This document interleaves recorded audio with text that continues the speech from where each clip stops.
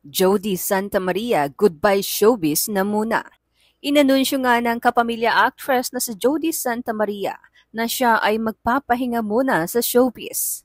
Ito ay para i-pursue ang isa sa kanyang mga pangarap.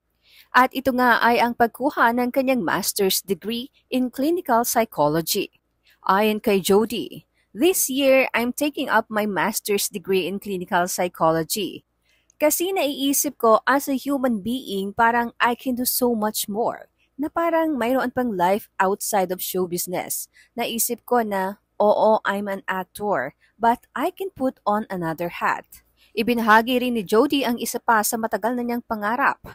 "It's my dream to put up a small center to make mental health accessible to all. Hindi lang for people na kaya magbayad, but para sa lahat. Yung heart ko from the time I started studying psychology, when I did acupuncture detox and got my certification there, yun talagang nasa heart ko. And God willing, yung dream na yun will turn into reality."